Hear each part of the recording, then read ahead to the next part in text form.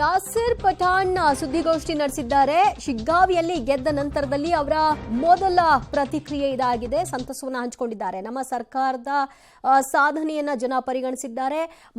ಇನ್ನು ಕುಮಾರಸ್ವಾಮಿ ಅವರು ಚನ್ನಪಟ್ಟಣದಲ್ಲಿ ಮಗನ ಸೋಲಿನ ನಂತರದಲ್ಲಿ ಅವರು ಕಾರ್ಯಕರ್ತರ ಜೊತೆಗೆ ಮಾತನಾಡ್ತಾ ಇದ್ದಾರೆ.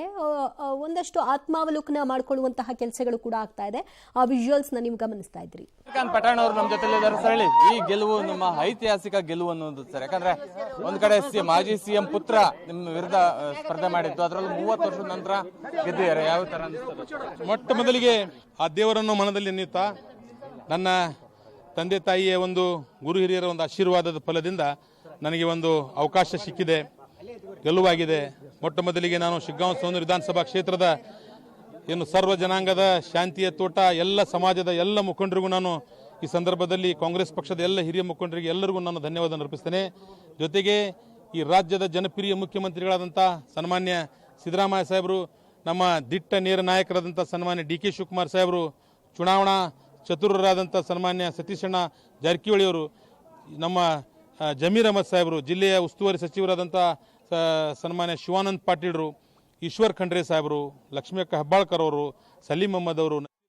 ಗೆಲುವಿಗೆ ಕಾರಣರಾದಂತಹ ಪ್ರತಿಯೊಬ್ಬರನ್ನು ಕೂಡ ಸ್ಮರಿಸುವಂತಹ ಕೆಲಸವನ್ನ ಯಾಸಿರ್ ಪಠಾಣ್ ಅವರು ಮಾಡ್ತಾ ಇದ್ರು. ಇನ್ನು ಮಗದೊಂದು ಕಡೆಯಲ್ಲಿ ಕುಮಾರಸ್ವಾಮಿ ಅವರು, ಕೇಂದ್ರ ಸಚಿವರು, ಚನ್ನಪಟ್ಟಣದಲ್ಲಿ ಸೋಲಿನ ನಂತರದಲ್ಲಿ ಒಂದು ಬೇಸರ ಸಹಜವಾಗಿ ಅವರಲ್ಲಿ ಮನೆ ಮಾಡಿದೆ. ಅದು ಯಾವುದಕ್ಕೂ ಕೂಡ ಅವರು ರಿಯಾಕ್ಟ್ ಮಾಡ್ತಿಲ್ಲ. ಈಗಾಗಲೇ ನಿಖಿಲ್ ಸಂಪೂರ್ಣವಾಗಿ ಈ ವಿಷಯವಾಗಿ ಮಾತನಾಡಿದ್ದಾರೆ. ಯಾಕೆ ಸೋಲಾಯ್ತು, ಏನಾಯ್ತು, ಎತ್ತ ಅನ್ನೋದಕ್ಕೆ ಸಂಬಂಧಪಟ್ಟ ಹಾಗೆ ಕುಮಾರಸ್ವಾಮಿ ಅವರು ಏನ್ ಪ್ರತಿಕ್ರಿಯೆ ಕೊಡ್ತಾರೆ ಅನ್ನುವಂತಹ ಸಹಜ ಕುತೂಹಲ ಕೂಡ ಇದೆ. ಯಾಕಂದ್ರೆ ಬಹಳ ಚಾಲೆಂಜಿಂಗ್ ಆಗಿ ತಗೊಂಡಿದ್ರು ಚನ್ನಪಟ್ಟಣದ ಈ ಚುನಾವಣೆಯನ್ನ. ಇದು ಪಕ್ಷೇತರ ಪ್ರಾದೇಶಿಕ ಪಕ್ಷದ ಒಂದು ಅಳಿವು ಉಳಿವಿನ ಪ್ರಶ್ನೆಯೂ ಕೂಡ ಇಲ್ಲಿ ಅಡಕವಾಗಿತ್ತು. ಆ ಕಾರಣಕ್ಕಾಗಿ ನಿಖಿಲ್ನೇ ಸ್ಪರ್ಧೆ ಮಾಡಿಸ್ಬೇಕು ಅನ್ನೋದು ಕಾರ್ಯಕರ್ತರ ಒತ್ತಾಯವಾಗಿತ್ತು ಅಂತೆಲ್ಲ ಅವ್ರು ಹೇಳಿದ್ರು.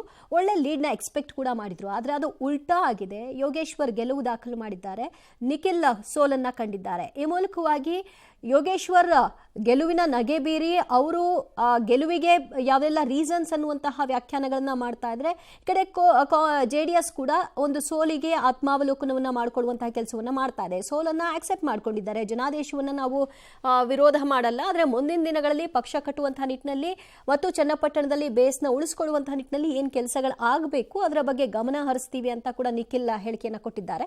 ಸದ್ಯ ನಿಖಿಲ್ ಸೋಲಿನ ನಂತರದಲ್ಲಿ JDSನ ಒಳಗೆ ಒಂದು ಚಿಂತನೆಗಳು ನಡೀತಾ ಇದೆ. ವಾಟ್ ನೆಕ್ಸ್ಟ್, ಏನಾಗಿದೆ, ಯಾಕಾಗಿದೆ ಹೀಗೆ ಅನ್ನುವಂತಹ ಒಂದು. ಯಾಕಂದ್ರೆ ದೇವೇಗೌಡರ ಆದಿಯಾಗಿ ಎಲ್ಲರೂ ಕೂಡ ಅಲ್ಲಿ ಬೀಡು ಬಿಟ್ಟಿದ್ರು, ನಿರಂತರವಾಗಿ ಪ್ರಚಾರವನ್ನ ನಡೆಸಿದ್ರು, ಅದಕ್ಕೆ ಬೇಕಾದಂತಹ ಸಂಪೂರ್ಣ ಎಫರ್ಟ್ಗಳನ್ನ ಹಾಕಿದ್ರು. ಮತ್ತು 2 ಬಾರಿಯ ಸೋಲಿನ ಅನುಕಂಪ ನಿಖಿಲ್ಗೆ ವರವಾಗಬಹುದು ಅನ್ನುವಂತಹ ಅಂದಾಜಿತ್ತು. ಜೊತೆಗೆ ಯೋಗೇಶ್ವರ್ಗೆ ನಾವು ನಮ್ಮ ಪಕ್ಷದ ಚಿಹ್ನೆಯ ಮೂಲಕವಾಗಿ ಟಿಕೆಟ್ ಕೊಡ್ತೀವಿ ಅಂತ ಅಂದ್ರು, ಅವರು ಧಿಕ್ಕರಿಸಿ ಹೋಗಿದ್ರು ಅನ್ನುವಂತಹ ಒಂದು ಕಾರ್ಡ್ ಕೂಡ ಪ್ಲೇ ಮಾಡಿದ್ರು. ಮತ್ತು ಇಲ್ಲಿ ಹಣಬಲ ವರ್ಕ್ ಆಗ್ತಾ ಇದೆ, ಇದಕ್ಕೆ ಮಾರು ಹೋಗಬೇಡಿ ಅಂತ ಪದೇ ಪದೇ ಮೆಸೇಜ್ ಅನ್ನ ತಲುಪಿಸುವಂತಹ ಕೆಲಸವನ್ನ ಕೂಡ ಮಾಡಿದ್ರು. DK ಮತ್ತು DK ಸುರೇಶ್ ಇಬ್ಬರೂ ಕೂಡ ಈ ಅಲ್ಲಿ ರಾಮನಗರ ಭಾಗದಲ್ಲಿ ಆಪರೇಷನ್ ಆಲ್ ಔಟ್ ಮಾಡಬೇಕು ಅನ್ನುವಂತಹ ಪಣವನ್ನ ತೊಟ್ಟಿದ್ದಾರೆ. ಇದು ಯಾವುದೇ ಕಾರಣಕ್ಕೂ ಆಗಬಾರ್ದು, ಅಂದ್ರೆ ಅಲ್ಲಿನ ಮತದಾರರು ನಮ್ಮ ಪರವಾಗಿ ನಿಲ್ಲಬೇಕು ಅನ್ನುವಂತಹ ಅನುಕಂಪದ ಅಲಿಯೂ ಕೂಡ ಅಲ್ಲಿ ವ್ಯಕ್ತವಾಗಿತ್ತು. ಇಷ್ಟೆಲ್ಲ ಇದ್ರೂ ಕೂಡ ನಿಖಿಲ್ ಅಲ್ಲಿ ಸೋಲನ್ನ ಕಂಡಿದ್ದಾರೆ. ಪರಿಣಾಮ ಅಲ್ಲಿ ಪಕ್ಷದಲ್ಲಿ ಒಂದಷ್ಟು ಚಿಂತನೆಗಳು ನಡೀತಾ ಇದೆ. ಯಾಕಾಯ್ತು, ಹೇಗಾಯ್ತು, ಏನ್ ಕತೆ ಅಂತ. ಇಲ್ಲಿ 3 ಬಾರಿ ಸೋಲನ್ನ ಕಂಡಿರುವಂತಹ ನಿಖಿಲ್ಗೆ ಕಾನ್ಫಿಡೆನ್ಸ್ ಲೋ ಆದ ಹಾಗೆ ಕಾಣಿಸ್ತಾ ಇಲ್ಲ.